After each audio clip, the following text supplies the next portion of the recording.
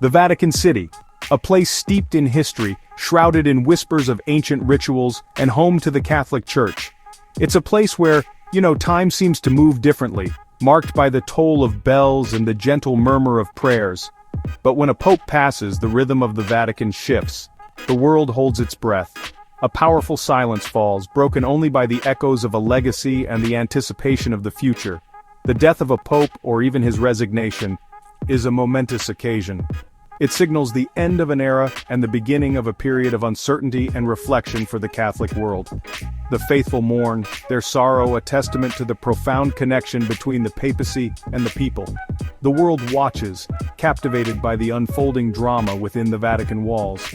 The transition of power from one pope to the next is a process steeped in tradition and secrecy. It is a time for solemn ceremony, quiet contemplation, and ultimately, a momentous decision that will shape the Catholic Church for years to come. It's a process that has remained largely unchanged for centuries, a testament to its enduring power and significance. This sacred transition is a story of faith and tradition, of history and humanity. It is a story that unfolds behind closed doors, in the hallowed halls of the Vatican, yet captures the attention of the world.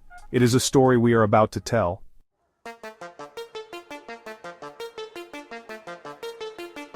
Within the Vatican, a select group of men, the College of Cardinals, prepare for the momentous task ahead, choosing the next successor to St. Peter. These men, clad in the scarlet robes of their office, carry the weight of expectation on their shoulders. They are the keepers of the faith, entrusted with the responsibility of selecting the spiritual leader for over 1 billion Catholics worldwide.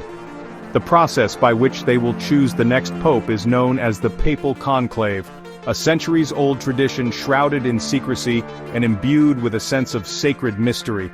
The word itself, conclave, comes from the Latin cum clave, meaning with a key. This speaks to the very heart of the process. The cardinals are literally locked away from the outside world, their deliberations hidden from view, their decision-making process a closely guarded secret. The secrecy surrounding the conclave is not meant to be exclusionary. It serves a vital purpose: to create a space free from outside influence, allowing the cardinals to focus solely on their sacred duty. Within the confines of the Sistine Chapel, adorned with Michelangelo's breathtaking frescoes, they grapple with their responsibility, seeking divine guidance as they discern who among them will become the next vicar of Christ. How does this ancient process unfold? What rituals and traditions dictate the selection of the most powerful figure in the Catholic Church? And what factors, both spiritual and political, come into play as these men make their momentous decision?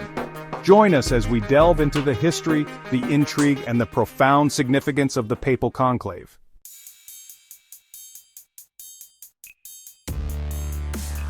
The passing of a pope is a moment heavy with significance. It is a time for mourning, for reflection, and for the Catholic Church, a time for transition. The world watches, holding its breath as the news spreads, carried on the wings of modern communication yet echoing the weight of centuries past. From the grand cathedrals of Europe to the humblest chapels in distant lands, the faithful gather, united in grief and prayer. The death of a pope, or his resignation as in the unprecedented case of Pope Benedict XVI, marks the beginning of a sacred interregnum. The papacy, a beacon of spiritual authority for over 1 billion souls, stands vacant. The world mourns not only the loss of a leader but also the temporary absence of a figure who, for many, embodies faith itself. The papacy transcends borders and languages, serving as a symbol of hope and unity for Catholics worldwide. The passing of a pope is a stark reminder of human mortality, even for a figure often seen as larger than life. It underscores the cyclical nature of time, the ebb and flow of leadership, and the enduring strength of the Church, which has weathered countless storms throughout its long history.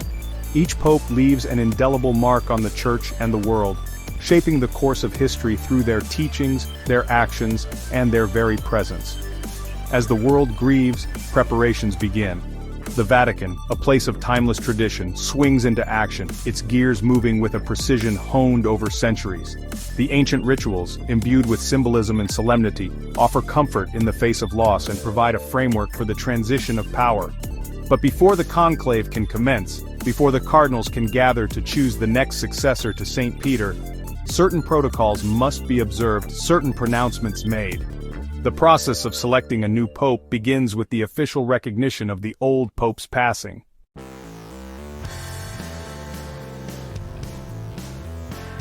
The Latin term Sede Vacante takes on profound meaning upon the death or resignation of a pope.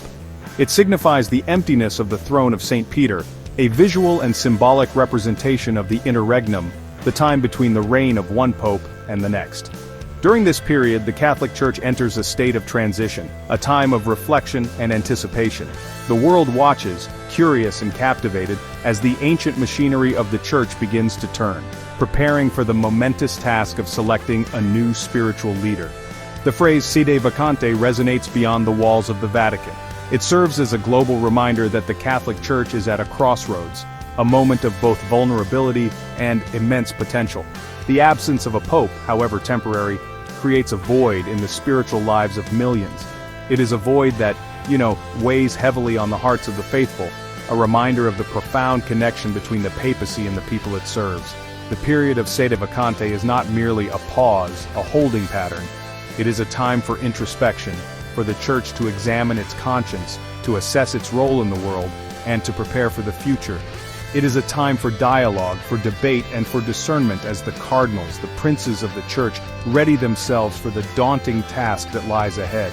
The eyes of the world are upon them, their every move scrutinized, their words analyzed for hints of what the future holds. The very air within the Vatican seems to crackle with anticipation. The weight of history, of tradition, of faith itself, presses down on the shoulders of those tasked with choosing the next vicar of Christ.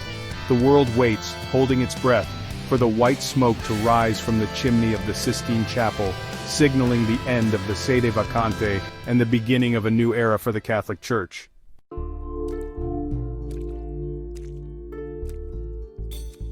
In the intricate choreography of events that follow a papal death or resignation, one figure steps forward, assuming a role laden with significance: the Cardinal Camerlengo.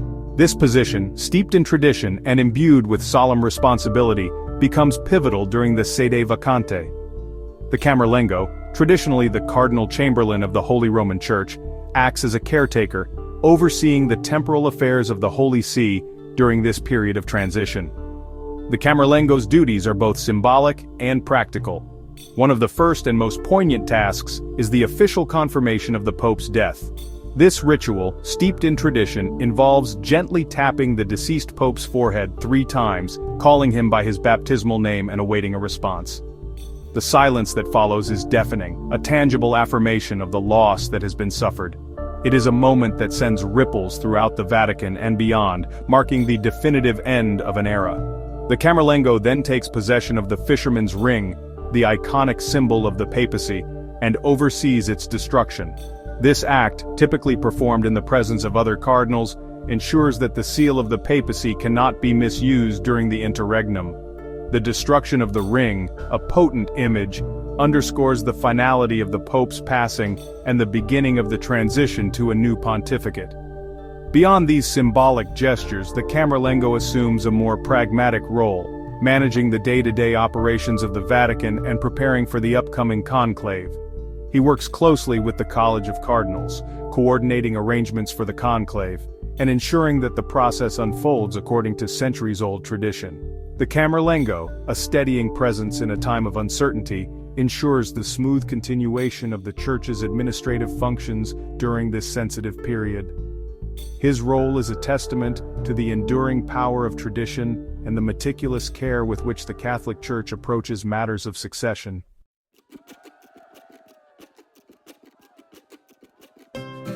As the world mourns the passing of a pope and the weight of Sede Vacante settles upon the Vatican, a select group of men begins to converge on Rome. These are the cardinals of the Catholic Church, the princes of the Church, summoned from the far corners of the globe to fulfill a sacred duty, the election of the next successor to St. Peter. Clad in their distinctive scarlet robes, a symbol of their office and their willingness to shed their blood for the faith, they arrive, each carrying the hopes and prayers of the faithful they represent.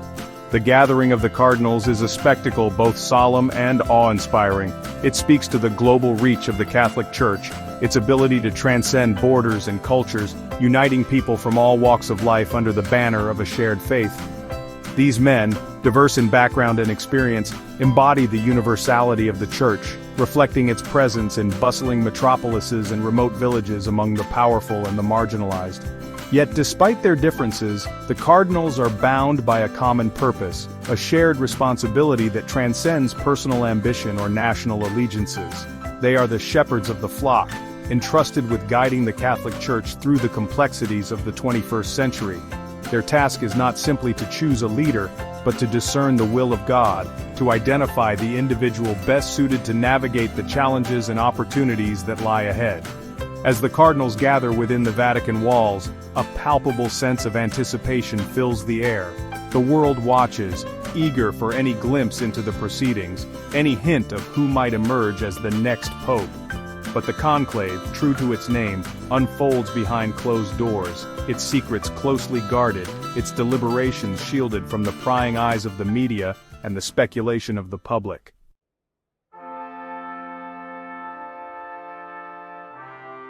The Papal Conclave, an institution steeped in tradition and shrouded in secrecy, has its roots in the tumultuous history of the Catholic Church.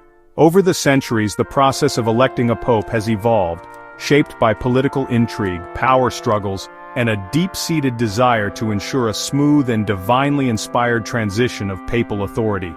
From the early days of the Church, when local clergy and laity played a more direct role in selecting their bishops, to the formalization of the conclave system in the 13th century, the journey has been marked by both continuity and change.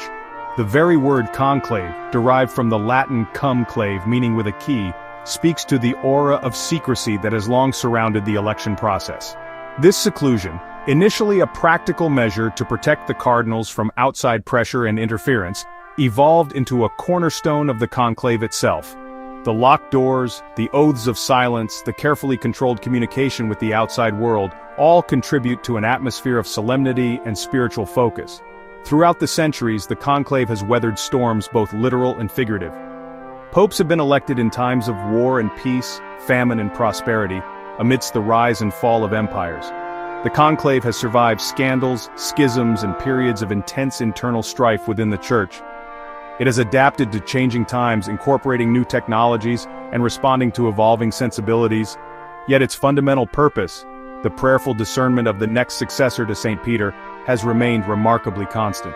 The secrecy that envelops the conclave is not intended to breed distrust or suspicion. Rather, it is designed to create a sanctuary, a sacred space where the cardinals can carry out their solemn duty free from external pressures and distractions. It is within this secluded environment, amidst the splendor of the Sistine Chapel and under the watchful gaze of Michelangelo's masterpiece, that the cardinals seek divine guidance, engaging in a process of prayer, reflection, and dialogue that will ultimately shape the future of the Catholic Church.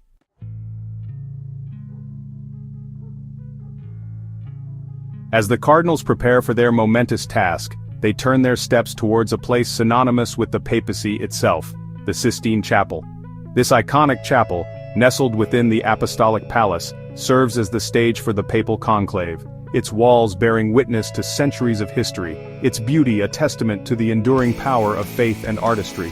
It is here, beneath Michelangelo's awe-inspiring frescoes, that the cardinals gather, their individual aspirations subsumed by the weight of tradition and the gravity of their shared mission. The Sistine Chapel, more than just a breathtaking work of art, becomes a sanctuary, a place set apart for the sacred task at hand. Its very walls seem to resonate with the prayers of countless faithful who have come before, seeking solace, inspiration, and a glimpse of the divine. For the cardinals, the chapel becomes a crucible, a place where personal ambition is tested against the common good, where individual desires are weighed against the needs of the Church. The selection of the Sistine Chapel as the venue for the conclave is no accident. Its grandeur, its beauty, its very atmosphere serve as a constant reminder to the cardinals of the solemnity of their undertaking. As they gather beneath the watchful eyes of saints and prophets depicted in vivid detail by Michelangelo's masterful hand, they are surrounded by a visual representation of salvation history, reminding them of the lineage they are about to join, the legacy they are entrusted to uphold. The Sistine Chapel, with its breathtaking art and its aura of sacred mystery, becomes more than just a venue. It becomes an active participant in the conclave.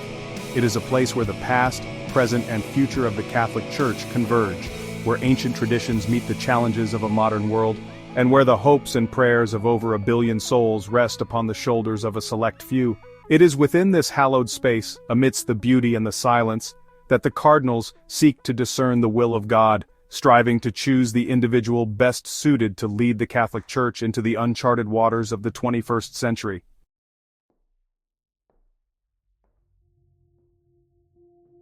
The Sistine Chapel transforms into a chamber of profound silence as the doors are sealed. The cardinals, bound by oaths of secrecy, are now shepherds gathered to choose a leader for over 1 billion souls. The world outside waits, but within these walls, silence reigns, a space for contemplation and prayerful discernment. Here the cardinals disconnect from outside pressures, focusing solely on their sacred task. The air crackles with intensity, each cardinal aware their decision will echo through generations. In this stillness, they seek the whispers of divine inspiration to guide the future of the Catholic Church.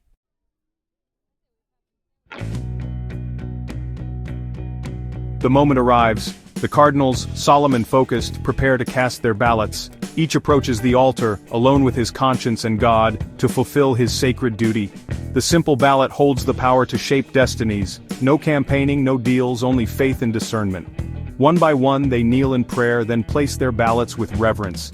Each vote is a prayer for the Church's future, a testament to trust in divine guidance. In this act, history, hope, and faith converge.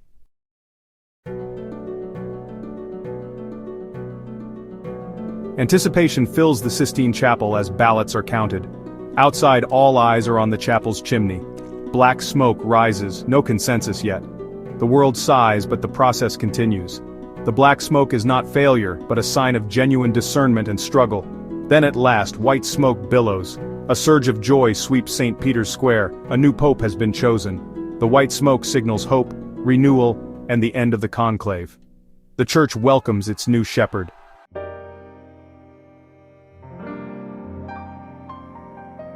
The bells of St. Peter's Basilica ring out as the world waits. On the balcony, the senior cardinal deacon announces, "Habemus Papam, we have a pope." The new pope, once a fellow cardinal, now steps forward in humility and resolve. His chosen name reflects his vision or honors a legacy. He offers his first blessing to Rome and the world, a moment of profound significance. The crowd erupts in joy, hope renewed. The world watches, wondering what this new papacy will bring. For now, the faithful rejoice in their new leader.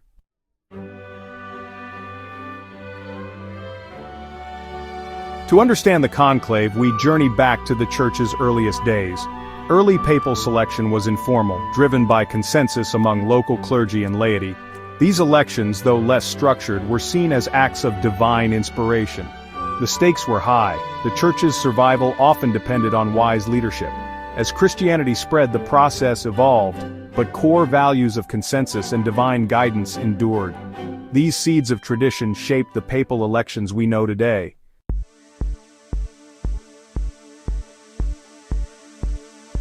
As the Church's influence grew, so did the threat of political interference. The Lateran Council of 1059, led by Pope Nicholas II, marked a turning point. The council decreed that only cardinals could elect the pope, curbing outside influence. This radical change limited the power of secular rulers and aristocracy. Though challenges remained, the groundwork for the conclave system was laid. 1059 stands as a landmark in the Church's journey toward independence.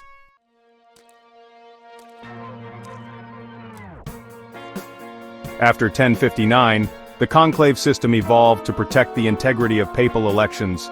Secrecy and seclusion became essential as political pressures persisted. The term conclave, with a key, emerged as cardinals were locked away to deliberate.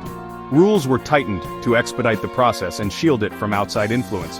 Despite disputes and setbacks, the Church refined the process, committed to divine guidance. Each reform brought the conclave closer to its ideal, a sacred, inspired choice.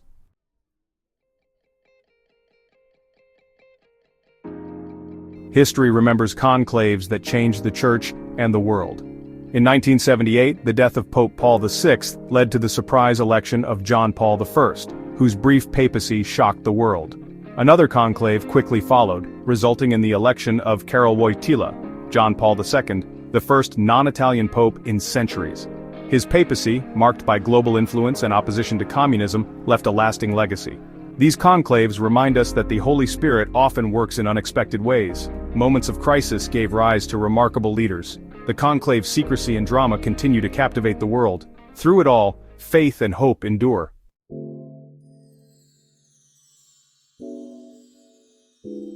While the history of the papacy is filled with moments of triumph and spiritual renewal, it has also been marked by periods of darkness and scandal.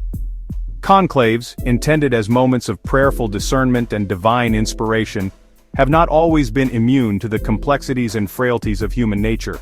Ambition, intrigue, and even corruption have cast their shadows over some conclaves, forcing the Church to confront its own failings and to seek ways to reform and renew itself. The Western Schism of the 14th and 15th centuries stands as a stark reminder of the potential for division and discord within the Church. Rival claimants to the papacy, each elected by factions of cardinals and supported by different secular powers, plunged the Church into chaos. The conclaves of this period, far from offering a path to unity and resolution, often exacerbated the divisions, leaving the faithful bewildered and the Church's moral authority severely weakened. The Renaissance papacy, while renowned for its patronage of the arts and its contributions to the cultural flowering of Europe, was also marred by accusations of nepotism, financial impropriety, and moral laxity among some popes. Conclaves influenced by powerful families and political machinations sometimes elevated individuals whose personal ambitions outweighed their spiritual qualifications. The excesses of this era, culminating in the Protestant Reformation, forced the Church to confront the need for internal reform and a return to its spiritual foundations. Even in more recent times, the Church has not been immune to scandal. The sexual abuse crisis that rocked the Catholic world in the late 20th and early 21st centuries cast a long shadow over the papacy, forcing the Church to confront painful truths and to implement reforms aimed at protecting the vulnerable and holding abusers accountable. The conclaves of this era carried the weight of these challenges, as the cardinals sought leaders who could guide the Church through a period of intense scrutiny and soul-searching. The history of the conclave, like the history of the Church itself, is a tapestry woven from threads of both triumph and tragedy, faith and human failing. Yet, through it all, the Catholic Church has endured, drawing strength from its traditions, seeking renewal through reform, and clinging to the belief that God continues to guide His Church even in the darkest of times.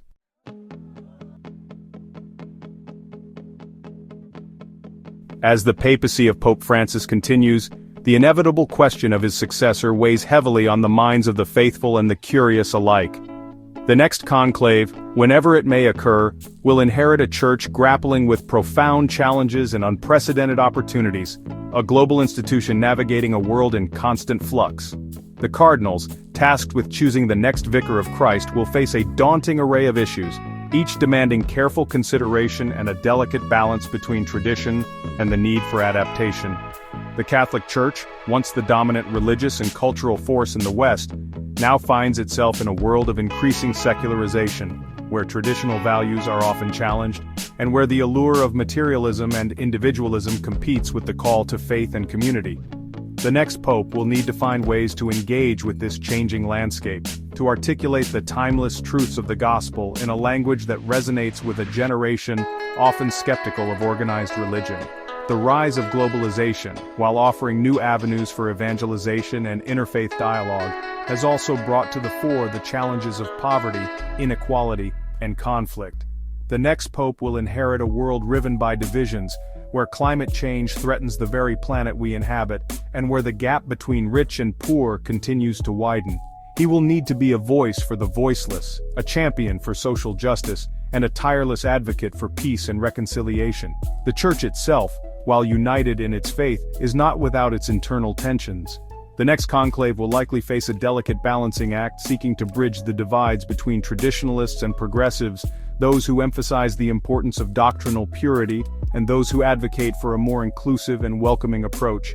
The challenge will be to find a path that respects the richness of the Church's tradition while remaining open to the promptings of the Holy Spirit in a rapidly changing world.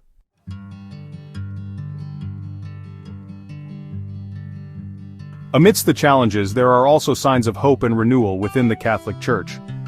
The next conclave will take place against a backdrop of shifting demographics, with the Church's center of gravity moving steadily southward towards Africa, Asia, and Latin America. These regions, once considered mission territories, are now home to some of the most vibrant and fastest-growing Catholic communities in the world. This demographic shift has already begun to reshape the Church's priorities and perspectives. The next conclave will likely reflect this growing diversity, with cardinals from the global south playing a more prominent role in the selection process. This could pave the way for the election of a pope from outside of Europe, a historic first that would reflect the Church's evolving identity in the 21st century. The next pope, whether he hails from Europe, Africa, Asia, or the Americas, will need to embody the universality of the Catholic Church, bridging cultural divides and addressing the unique challenges faced by Catholics in different parts of the world. He will need to be a pastor to all, a shepherd who understands the needs of his flock, both in the bustling cities of the developed world and in the remote villages of the developing world. The winds of change are blowing through the Church, carrying with them both challenges and opportunities. The next conclave, a moment of profound spiritual discernment, will be a time for the cardinals to listen attentively to these winds, to seek the guidance of the Holy Spirit, and to choose a leader who can navigate the complexities of the 21st century with wisdom, courage, and a deep and abiding faith. The world will be watching, eager to see who will emerge from behind the closed doors of the Sistine Chapel, carrying the hopes and prayers of over 1 billion souls.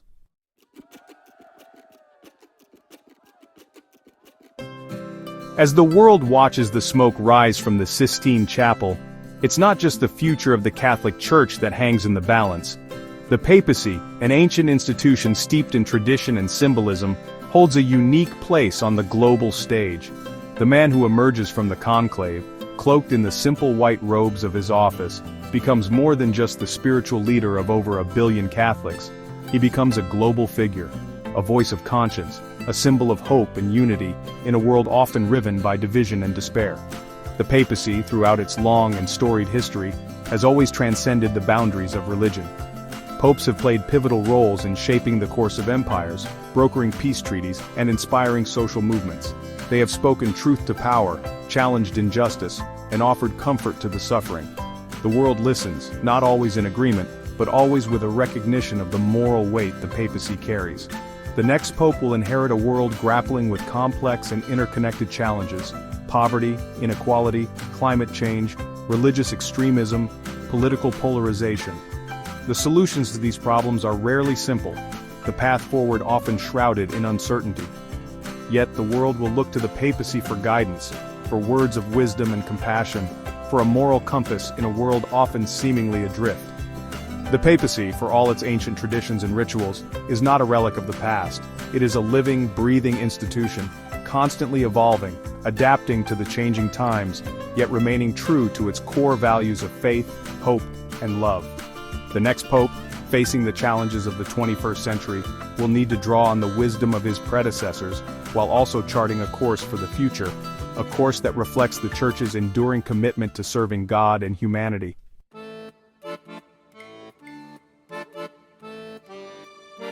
The selection of a new pope is more than just a news cycle, a fleeting moment of global attention. It is a testament to the enduring power of faith, a reminder that even in a world often obsessed with the material and the ephemeral, there are institutions and traditions that speak to something deeper, something that transcends the boundaries of time and culture. The conclave, shrouded in secrecy, is ultimately a celebration of hope, a reaffirmation of the belief that God continues to guide His Church, even in the darkest of times. The papacy, for all its grandeur and influence, rests ultimately on the faith of ordinary Catholics. It is their prayers, their sacrifices, their commitment to living out the gospel in their daily lives that gives the papacy its true strength and purpose. The next pope, chosen by a select group of cardinals, will carry the hopes and dreams of millions on his shoulders. The story of the papacy is a story of faith and human frailty, of triumph and tragedy, of continuity and change. It is a story that has been unfolding for over 2,000 years, and it will continue to unfold long after the current generation has passed from the scene. The conclave, a moment frozen in time, is but a chapter in this ongoing saga, a reminder that the Church, like the world it inhabits, is constantly being renewed, constantly evolving, yet always striving to remain faithful to its founding mission of proclaiming the good news of Jesus Christ. The next pope, whoever he may be, will face a daunting task, but he will not face it alone. He will have the prayers and support of the faithful, the guidance of the Holy Spirit, and the legacy of his predecessors to guide him. And as the world watches the smoke rise from the Sistine Chapel, we are reminded that even in an age of uncertainty and rapid change, some things remain constant: the power of faith, the importance of hope, and the enduring legacy of the papacy.